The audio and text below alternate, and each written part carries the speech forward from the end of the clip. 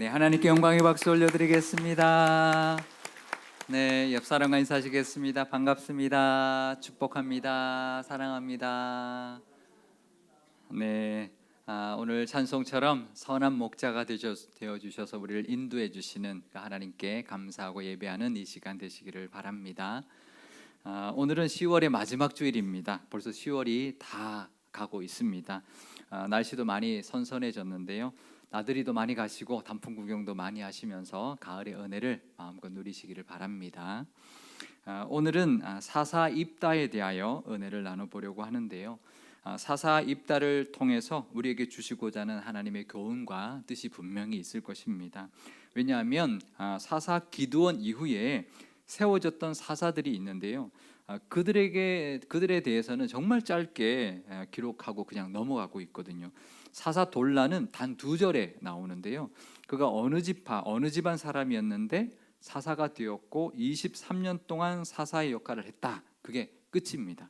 그리고 그 이후에 야일이라는 사사가 또 세워졌는데 22년 동안 사사의 역할을 했는데 아들이 30명이었다. 그 정도로 세 절로 설명을 끝맺고 있습니다. 근데 입다에 대해서는 그 배경과 과정과 있었던 일들을 아주 상세하게 소개하고 있는데요. 분명 그 이유는 우리에게 주시고자 하는 하나님의 교훈이 있기 때문일 것입니다.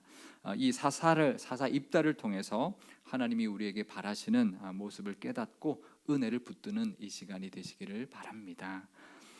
사사 입다의 말씀을 보다 보면 유독 왜 그랬을까? 왜라는 질문을 많이 하게 되는데요. 궁금한 점이 한두 가지가 아닙니다. 이 질문들을 통해서 왜 사사 입다를 그렇게 했는지 그 말씀을 통한 깨달음과 은혜가 있으시기를 바랍니다. 사사 입다의 말씀은 이렇게 시작합니다. 출생의 비밀로 시작합니다. 우리나라 주말 연속극 단골 레파토리죠. 입다의 출생 비밀은 이것이었습니다. 사사기 11장 1절 말씀입니다. 길르앗 사람 입다는 큰 용사였으니 기생이 길르앗에게서 낳은 아들이었다. 그러니까 길르앗 사람인데 기생에서 낳은 아들이라는 거죠. 길르앗은 그 지역의 이름입니다. 이제 요단강 동편 땅의 북쪽에 있는 땅의 이름이 길르앗인데요. 근데 또 사람 이름처럼 묘사하고 있죠. 그러니까 입다의 아버지 이름이 길르앗이었을까? 근데 학자들은 아버지 이름이 길르앗이었다기보다는 그 길르앗 지방에 있는 그 가문이 에게서 나온 서자였다라는 것을로 보는 것이 보편적인 해석입니다. 그러니까 이 말은 입다의 아버지 이름조차 제대로 밝히고 있지 않다라는 거죠. 결국 그가 서자였기 때문에 그 공동체에서 쫓겨나게 되는데요. 왜냐하면 이스라엘은 땅을 집안별로 분배를 받았습니다. 그러면 그 자식들에게 그 땅이 이제 물려지는데 이 입다는 서자기 때문에 기생의 아들이기 때문에 줄 수 없다라는 거죠. 그러니까 넌 나가라 이제 쫓아낸 거죠. 결국 입다는 그 길르앗을 떠나서 변방의 돔이라는 땅에 거주하고 있었는데요. 그때 암몬 자손, 저 남쪽에 있던 암몬 자손이 이제 이스라엘을 치러 올라왔습니다. 그러자 이스라엘 사람들이 모여서 누가 이 싸움에 나가서 이 암몬과 맞설 것이냐 고민하다가 누구를 생각했냐면 이 입다를 생각하게 되었습니다. 왜냐하면 입다가 큰 용사였다라고 성경은 말해주고 있기 때문에 아마 싸움을 잘했거나 좀 건장했거나 그랬던 것 같습니다. 게다가 이 입다가 그렇게 변방에 쫓겨나가 있으니까 잡류라고 부르는 사람들이 모여들어서 이 입다와 함께 하고 있었기 때문에 무리를 이루고 있었기 때문이었는데요. 마치 다윗이 사울에게 쫓겨다닐 때 아둘람 굴에 이제 있었을 때 다윗에게도 많은 사람들이 몰려왔던 것과 아주 비슷한 모습이었다라고 볼 수가 있는 것이죠. 근데 내칠 때는 언제고 지금 이제 위기의 상황이 되니까 도와달라고 입다를 찾아왔던 것이죠. 그래서 이 입다가 서자의 신분으로 이스라엘의 사자가 되었던 것입니다. 근데 여기서 의문 하나가 들 수가 있는데요. 그동안 하나님이 사사를 어떻게 세웠나요? 이스라엘이 우상에 빠져 있다가 이제 압제를 당하면 그때 하나님 앞에 나아가 부르짖죠. 그러면 하나님이 기다렸다는 듯이 사사를 세워 주셨는데 입다의 경우는 어떤가요? 좀 다르죠. 마치 사람들이 입다를 찾아가서 입다를 사사로 모셔온 것처럼 이렇게 보이는데요. 분명히 이스라엘이 28년 동안 압제를 당하다가 하나님 앞에 나가 부르짖었습니다. 근데 하나님이 그때 이렇게 말씀하셨거든요. 사사기 10장 13절에서 14절 말씀입니다. 너희가 나를 버리고 다른 신들을 섬기니 그러므로 내가 다시는 너희를 구원하지 아니하리라. 가서 너희가 택한 신들에게 부르짖어 너희의 환난 때에 그들이 너희를 구원하게 하라 하신지라.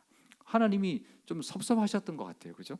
왜냐하면 사사기를 지나면서 처음에는 바알, 아세라 정도만 섬겼는데 이 사사기 10장의 이 입다의 그 배경에 보면, 입다 이야기의 배경을 보면 그 주변에 있는 모든 나라의 이방 신들을 이스라엘 백성이 다 섬깁니다. 그러니까 해도 너무했던 거죠.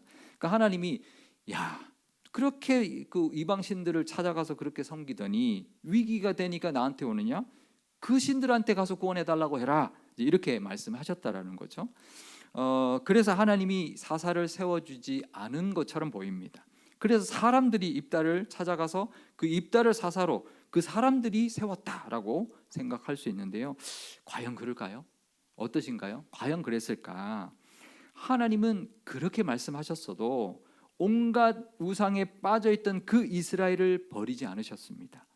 입다라는 사람을 준비해 주신 것이 하나님이었습니다. 또 사람들에게 버림받았던 이 입다에게도 마찬가지입니다. 하나님이 그를 위한 기회도 준비하고 계셨습니다. 이미 많은 사람들을 입다에게 붙여주셔서 나라를 구할 수 있는 준비를 입다에게 시켜주신 것이죠. 입다를 하나님이 세웠다라는 것을 보여주는 결정적인 단서가 오늘 본문에 나오는데요. 사사기 11장 29절 말씀입니다. 이에 여호와의 영이 입다에게 임하시니 입다가 길르앗과 므낫세를 지나서 길르앗의 미스베에 이르고 길르앗의 미스베에서부터 암몬 자손에게 나아갔다. 그러니까 하나님의 영이 입다가 출정할 때 하나님의 영이 임했다라는 것이죠. 이 말은 하나님이 택한 것이라는 거죠. 사람이 택한 것이 아니라 하나님이 준비하셨던 사람이었다라는 것이죠. 또 하나의 단서가 있는데요. 입다의 뜻이 뭘까요? 입다는 뜻일까요? 네, 입다는 입타라는 이제 발음 비슷하죠. 이 발음대로 이제 입다라고 우리나라 말로 이제 번역을 했는데 열어주는 자, 하나님이 길을 열어주신다, 문을 열리게 하는 사람이다 이런 뜻입니다. 그러니까 열어주는 사람이라는 거죠. 그러니까 파타흐라는 이제 그 열다라는 동사에서 나온 단어인데요. 그러니까 그 이름을 봐도 하나님의 예비하심을 엿볼 수가 있는 것이죠. 하나님은 이미 그런 이름을 입다에게 주셨고 그 입다를 통해서 은혜의 문을 예비해 두셨고 은혜의 문을 열어주는 자로 입다를 예비해 두셨던 것입니다. 또 입다에게도 마찬가지였습니다. 변방으로 쫓겨난 그런 인생같이 그렇게 살았던 입다에게도 하나님이 길을 열어주시는 그 은혜가 예비되어 있었던 것입니다. 우리에게도 그렇습니다. 입다처럼 막혀있는 것 같은 길, 또 닫혀버린 것 같은 문 있습니다. 하지만 하나님이 다시 열어주실 것이고요, 다시 사람들이 찾아오게 하실 것이고 상황을 바뀌어주시는 그 은혜가 분명히 우리에게도 있을 줄 믿습니다. 그건 우리 모두에게 하나님이 그렇게 예비하고 계실 것입니다. 사람들은 등을 돌렸어도 하나님은 한 번도 돌아서지 않으셨고요, 묵묵히 준비하고 계셨습니다. 입다의 인생은 그랬을 겁니다. 왜 나는 서자로 태어났나? 왜 나는 사람들에게 외면당하고 쫓겨난 인생을 살고 있나? 하는 때가 분명히 있었지만 하나님이 열어주신 때 그 기회가 분명히 있었음을 우리가 볼 때 우리도 그 믿음을 가지시기를 바랍니다. 입다처럼 하나님이 예비하심의 때가 분명히 있을 것이고요, 그 길을 열어주시는 은혜를 우리도 분명히 누리게 될 것입니다. 그 믿음으로 오늘의 이 말씀을 붙드시는 저와 여러분 되시기를 바랍니다.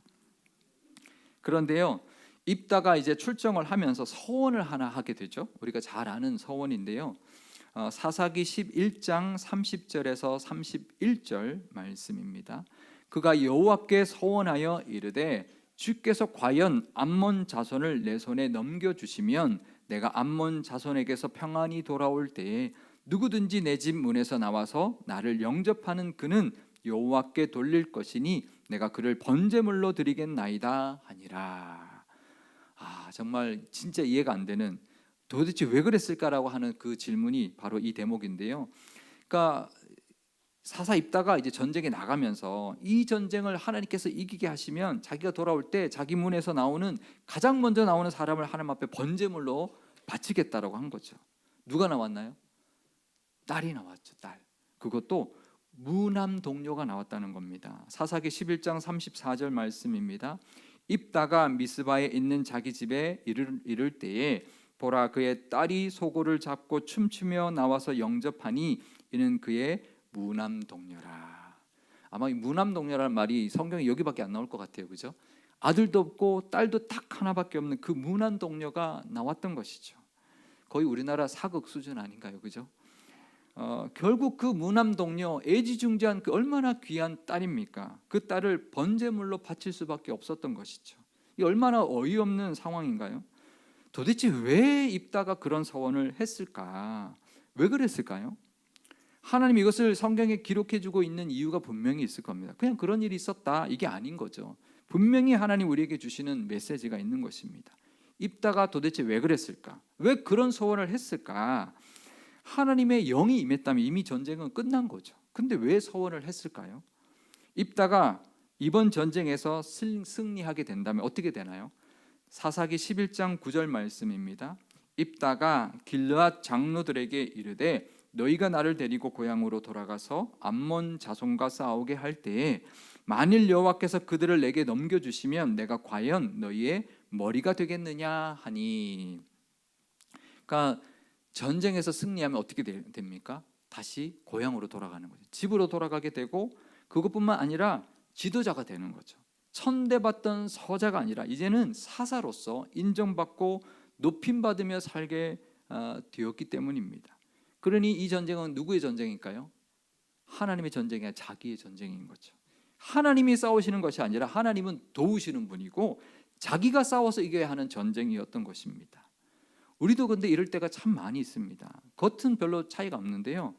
정말 온전히 하나님 앞에 맡겼는지 아니면 그냥 하나님이 도와주시면 제가 하겠습니다라고 하는지 구별이 잘 안 될 때가 많이 있는데요. 하나님은 다 아십니다. 사람은 몰라도요. 심지어 나도 몰라도 하나님은 다 아십니다. 입다는 하나님 앞에 이 전쟁을 온전히 맡기지 못했습니다. 그러니까 교만이라고 볼 수 있는데 교만은 교만인데 참 묘한 교만입니다. 온전하게 하나님을 신뢰하지 못하기 때문에 그 불안감 때문에 오는 교만이었던 거죠. 그러니까 보통 교만과 좀 다르죠. 하나님을 온전히 믿지 못하기 때문에 생기는 교만. 아 그래 내가 해야지. 하나님 못 믿겠어. 내가 해야 돼. 그런 교만이었던 것입니다. 하나님을 온전히 믿고 나아가시기를 바랍니다. 하나님께 다 맡기시기를 바랍니다. 하나님이 맡아주십니다. 하나님을 믿으셔야 합니다. 하나님 믿고 나아가실 때 하나님이 역사하실 것입니다. 또 하나님은요 뭔가를 걸어야 우리를 도와주시는 분이 절대 아닙니다. 입다는 그런 하나님을 몰랐던 것이죠. 서원을 해야 도와주실 거라 생각했던 것이죠. 하나님은 그동안 한 번도 서원했기 때문에 이스라엘 구원한 적이 없습니다. 하나님은 그동안 한 번도 사사들이 서원했기 때문에 승리하게 하신 적이 없었습니다. 하나님은 서원보다 믿고 의지하는 그 믿음을 더 기뻐하십니다. 우리도 착각할 때 있어요. 내가 서원하면 더 들을. 아닙니다. 믿음을 때 그 믿음의 그 우리의 모습을 하나님 기뻐하시지 서원한다고 해서 더 기뻐하지 않는다는 거죠. 또 내가 하려고 하는 모습보다는 하나님 앞에 온전히 맡기는 모습을 더 기뻐합니다. 세상은 그렇지 않죠. 내가 해야 네가 해야지. 아닙니다. 하나님은 하나님께 맡기고 하나님 의지하며 나가는 모습을 더 기뻐하십니다. 입다처럼 승리하고도 불행의 주인공이 되지 마시고요. 온전히 하나님께 다 맡기고 하나님만 의지하며 살아가시기를 바랍니다. 그럴 때 하나님이 역사해 주실 것이고 하나님이 그 모든 영광 다 받아 주실 것입니다. 결국 입다는 서원을 했으니까 딸을 번제물로 바칠 수밖에 없었습니다. 근데요 율법에 보면 레위기 27장 서원의 규례를 보면 서원을 했다고 하더라도 그걸 감당하기 힘든 경우에는 제사장이 그걸 보고 서원한 내용이 그 사람의 형편에 맞게 조정해 줄 수가 있었습니다. 그러니까 여지가 있었다라는 거죠. 그러니까 함부로 서원해서는 안 되지만 서원을 했어도 이 사람이 감당하기 어렵다고 판단이 되면 제사장이 그걸 조정해 줄 수가 있었습니다. 그걸 하나님이 허락해 주셨고 그런 여지를 두셨는데요. 게다가 자녀를 제물로 드리는 것은 성경에서 하나님 율법으로 절대 하지 말아라, 그건 하나님 가증히 여기시는 거다라고 분명히 말씀하고 있거든요. 신명기 12장 31절 말씀입니다. 내 하나님 여호와께는 내가 그와 같이 행하지 못할 것이라. 그들은 여호와께 꺼리시며 가증히 여기시는 일을 그들의 신들에게 행하여 심지어 자기들의 자녀를 불살라 그들의 신들에게 드렸느니라. 그러니까 하나님은 절대로 자녀를 불살라서 제물로 드리지 말라고 명령하셨습니다. 그렇다면 입다가 자기가 그렇게 서원을 했어도 내가 잘못 서원한 거구나, 그래서 딸 대신에 얼마든지 다른 것으로 그 서원을 갚을 수가 있었습니다. 근데 끝내 그 딸을 번제로 바치고 말았던 것이죠. 왜 그렇게까지 되었을까요? 그 이유가 뭘까요? 하나님을 잘 몰랐던 것이죠. 서원했으니까 서원대로 하지 않으면 안 되는 분이라고 생각했던 거죠. 근데요, 하나님이 그 제사를 받으셨을까요? 아니죠. 그 제사를 안 받으셨을 겁니다. 하나님은 그런 제사를 받으실 분이 아니죠. 그러면 하나님이 받지도 않은 제사를 왜 드립니까? 그것도 무남 동료를 제물로 바치는 말도 안 되는 그런 제사를 왜 드립니까? 너무나도 참 황당한 일이죠. 하나님을 몰라서 그런 것입니다. 하나님을 몰라도 너무 몰랐던 것이죠. 말씀을 몰라도, 율법을 몰라도 너무 몰랐던 것이죠.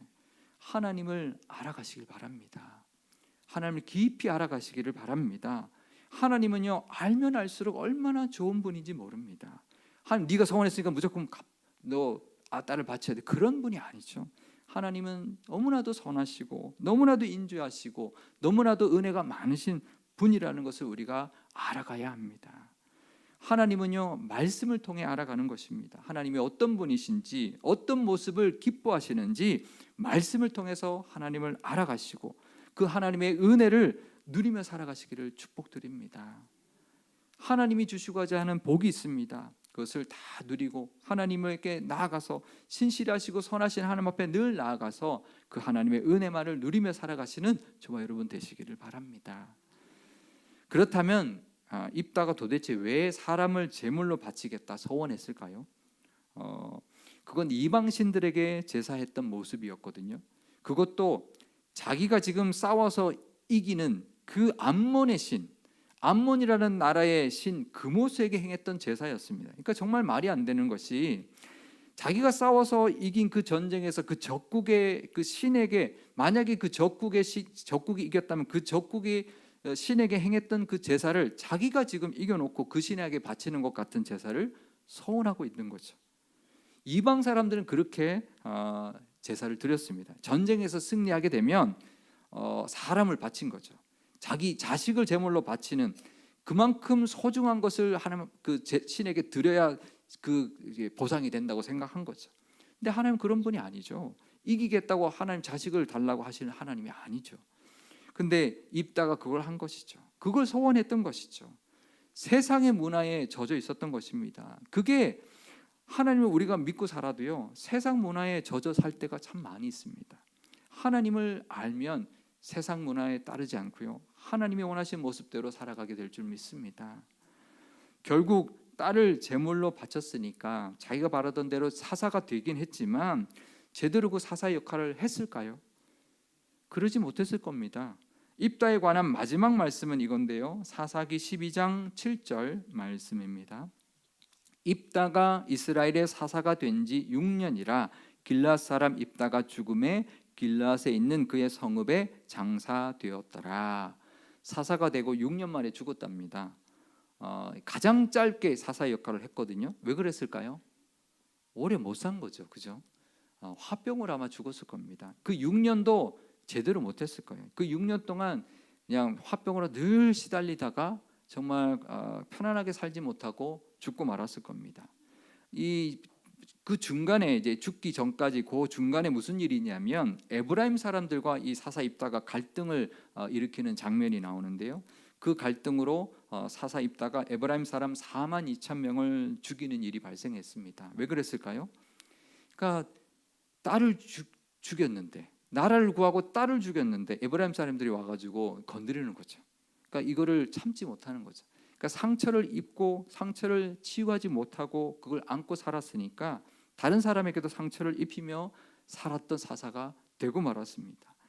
입다는 자기 그 이름처럼 나라는 구하는 그 문은 열었던 사람인데 정작 자신을 위한 그 은혜의 문은 열지 못했던 사람이었습니다. 하나님을 제대로 알지 못해서 비운의 주인공이 되고 말았던 것이죠. 사사 입다가 왜 그랬을까? 이 질문들을 통해서 우리는 입다 같지 않고 오직 은혜만을 누리며 살아가시기를 축복드립니다. 나를 드러내려고 하지 마시고요, 하나님만 의지하십시오. 내가 하려고 하지 마시고 하나님께 온전히 맡기십시오. 그러면 신실하시고 선하신 하나님이 다 맡아주시고 해결해 주시고 우리를 도와주실 것입니다. 그리고 그 하나님을 더 알아가십시오. 그럴 때 하나님이 열어주시는 은혜의 길을 우리는 걸어가게 될 것입니다. 이 입다를 통해서 하나님의 예비하심, 도우심, 열어가시는 그 모든 은혜를 온전히 누리며 살아가시는 저와 여러분 되시기를 주님의 이름으로 축원드립니다. 기도하시겠습니다. 우리를 위해서도 길을 열어주시는 하나님 아버지, 이스라엘 백성들이 죄에 빠져 있었을 때에도 구원을 준비하고 계셨던 것처럼 늘 우리를 위해서도 예비하고 계시는 하나님이심을 믿고 의지하기를 원합니다. 하지만 때로는 길이 꽉 막혀 있는 것 같고 문이 굳게 닫혀 있는 것 같을 때가 있지만 하나님은 길을 열어주시고 문을 열어주시는 분이심을 믿습니다. 하나님을 늘 의지하며 나아가게 하옵소서. 때로는 불안할 때가 있습니다. 꼭 이루어져야 하는데라는 초조함이 있을 때도 있습니다. 하지만 하나님의 그 신실하심과 선하심을 믿는 믿음으로 불안감과 초조함을 이기게 하시고 온전히 하나님만 의지하며 나아가게 하옵소서. 내가 하는 것이 아니라 온전히 하나님께 맡기며 살아가게 하옵소서. 하나님을 또 깊이 알아가기를 원합니다. 말씀을 통하여 날마다 새롭게 하나님을 알아가게 하시고 날마다 새로운 은혜를 깨닫는 기쁨도 허락하여 주옵소서. 그래서 입다 같은 비운의 주인공이 아니라 행운의 주인공 되게 하시고 영혼의 주인공이 되게 하여 주옵소서. 우리 교회를 위해서도 예비하신 은혜가 있을 줄 압니다. 길을 열어주시고 문을 열어주셔서 예비하신 모든 은혜를 향하여 나아가는 교회가 되게 하옵소서. 우리 구주 예수님의 이름으로 기도드리옵나이다. 아멘.